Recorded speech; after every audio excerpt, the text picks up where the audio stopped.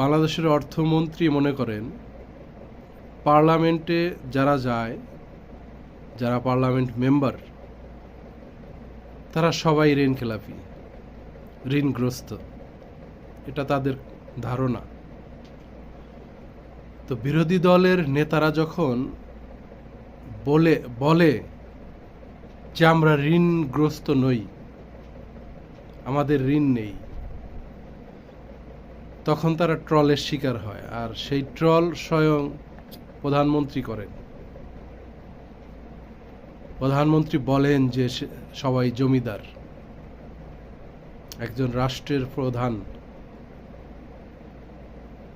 রাষ্ট্রের প্রধান যখন বিরোধী দলকে পার্লামেন্টে বসে এভাবে ট্রল করে, তখন তার যে সেলাফেলারা, তার যে অনুসারীরা, তার যে আন্ডা বাচ্চারা,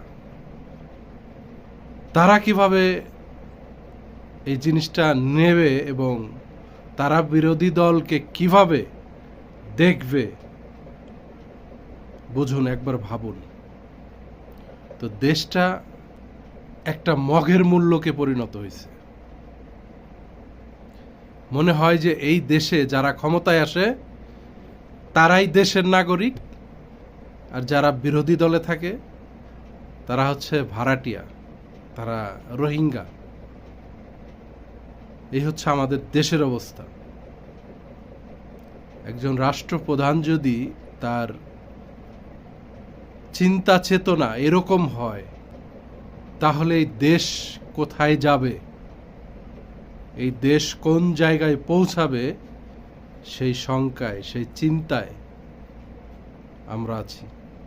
একটা ব্যাংককে ধ্বংস করে দেওয়া হচ্ছে, যে ব্যাংকের পেছনে শ্রম, যে ব্যাংককে গড়ে তোলার জন্য লক্ষ লক্ষ মানুষের ঘাম, শ্রম, এই ব্যাংকের পেছনে আমার নিজেরও শ্রম আছে। আমিও মানুষের কাছে এই ব্যাংকে হিসাব খোলার জন্য, অ্যাকাউন্ট করার জন্য আমি নিজেও গিয়েছি এবং পায়ে হেঁটে গিয়েছি। তো পায়ে হেঁটে হেঁটে মানুষের দ্বারে দ্বারে ইসলামী ব্যাংকে অ্যাকাউন্ট করেন, ইসলামী ব্যাংকের মাধ্যমে রেমিটেন্স পাঠান, আপনার আমানত আপনি বুঝে পাবেন, এইভাবে বলে বলে মানুষকে অ্যাকাউন্ট করে দিচ্ছি আমি। তো একটা